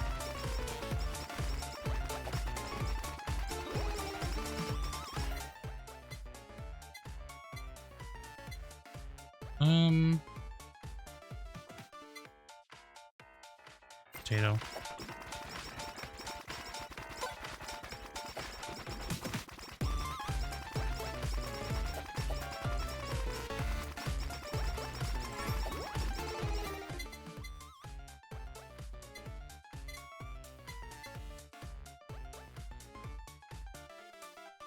This one and bomb I need to.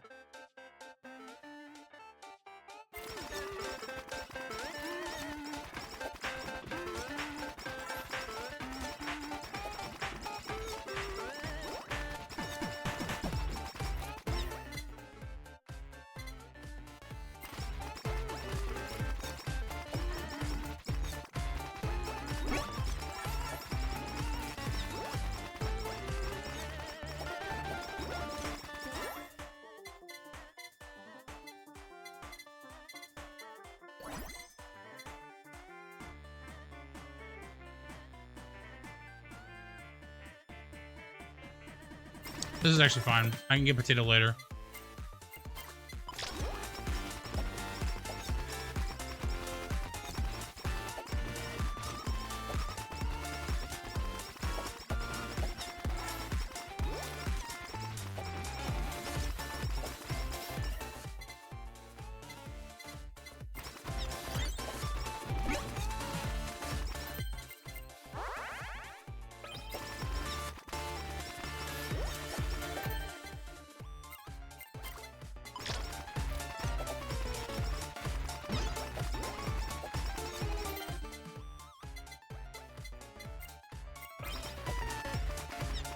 Alright, now we're gonna go Ice Coco and Bomb because that's our next collab.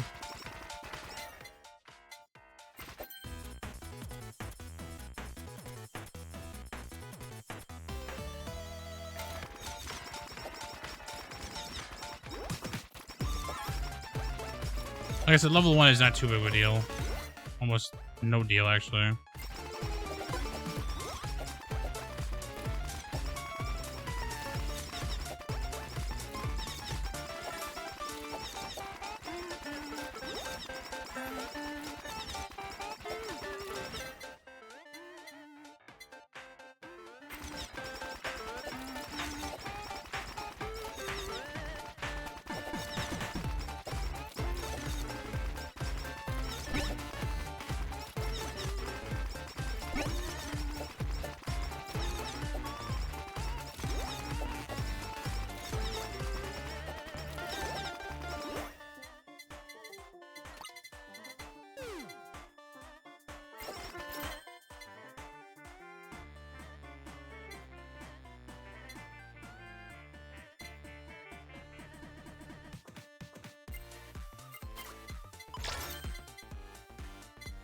This would be better than the size isn't working. I don't think.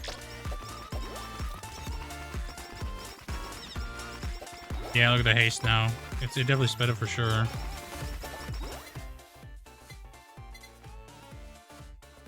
Oh, potato. Okay, here we go.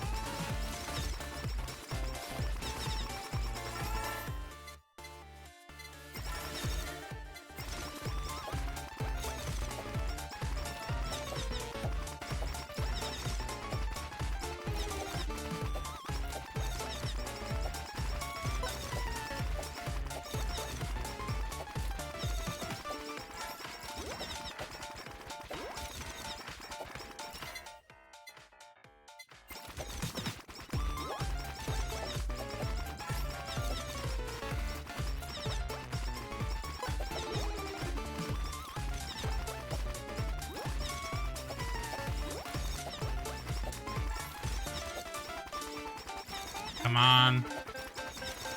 I think leveling is taking a while right now. Honestly, I definitely don't have glasses and stuff like that for sure. So, but the Holo's helping for sure.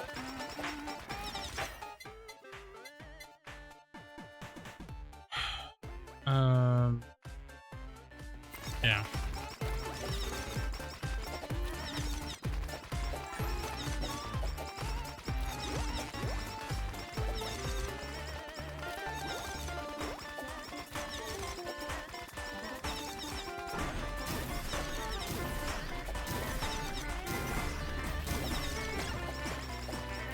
Damn, that's crazy.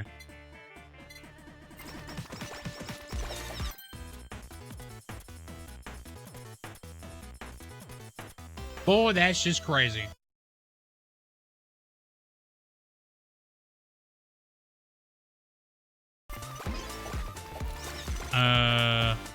Let's go. We get another collab here.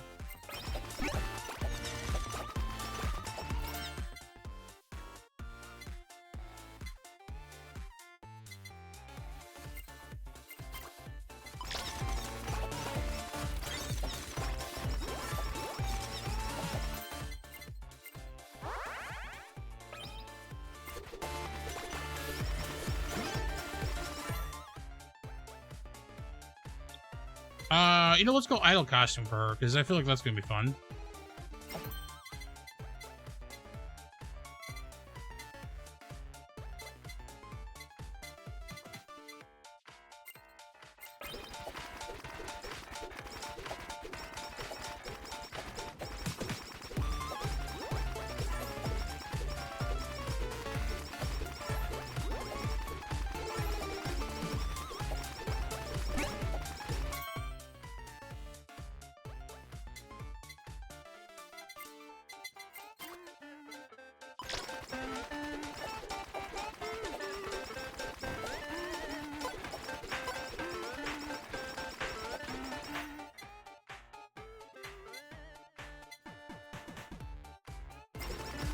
Let's go for a trap dog, I think. Although we have not gotten Uber Sheep at all, so we get the hammer soon. We are behind.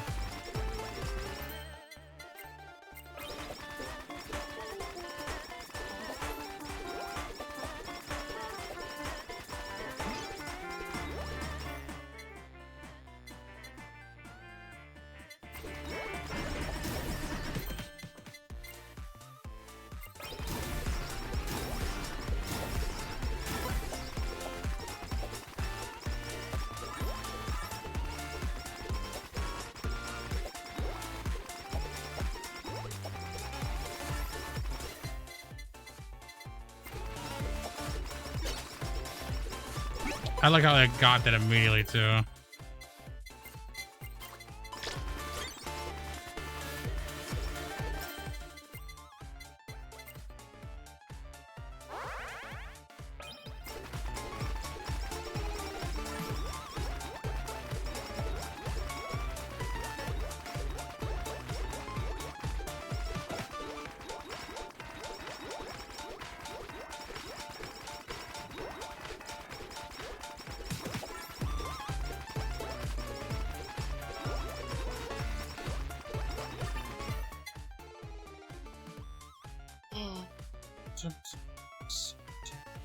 So damage. I always feel like candy. I don't know, man. The candy one always seems fun, but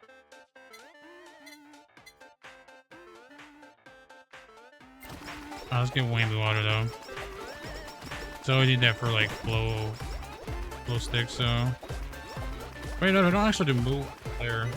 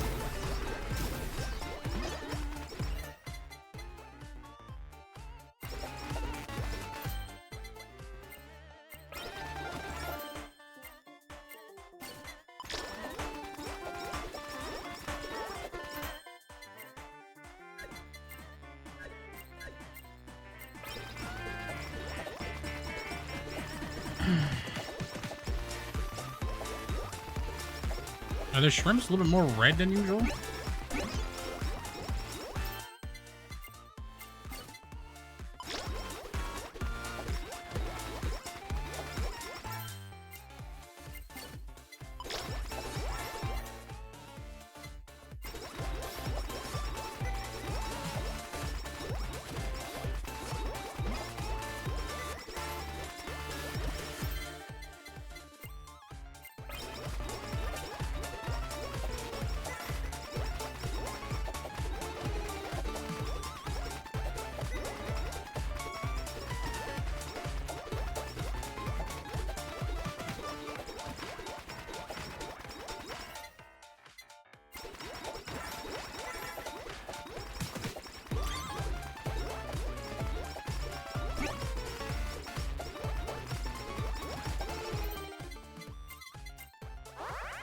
Alright, we got our collab. Let's go.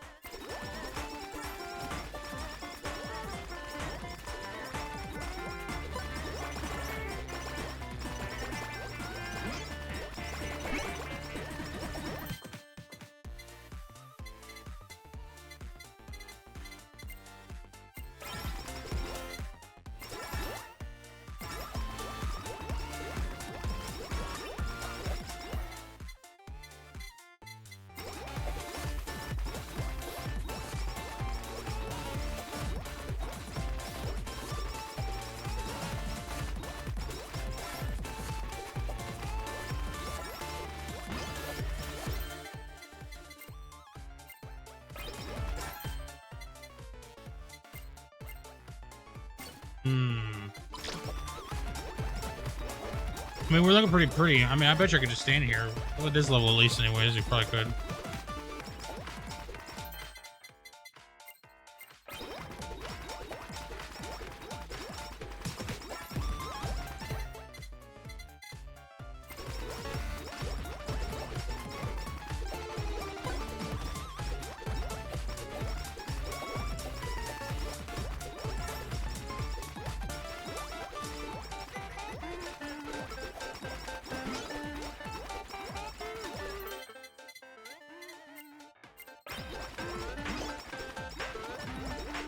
Oh, just keep them coming, man.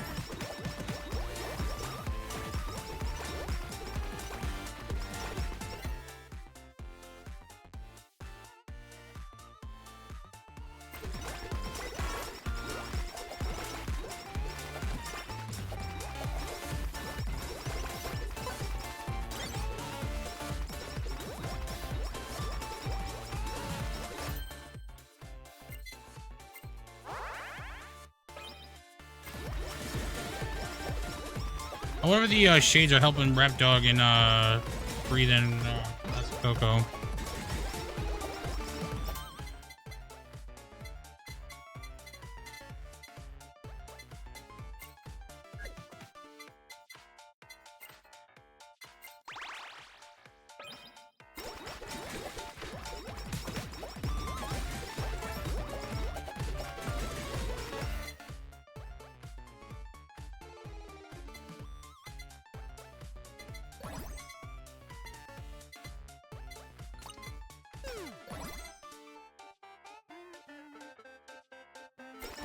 I'll go with Gorilla's Paw.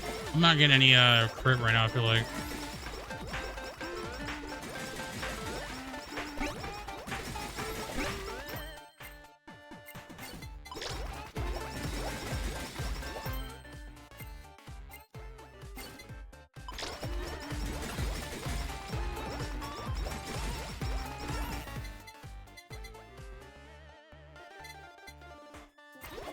That's a good ball. I haven't done ball in a while. Oh, what is it? Is it the dress? That would be kind of funny because I upgraded it. Oh, the piggy bank. Okay, I'll take that.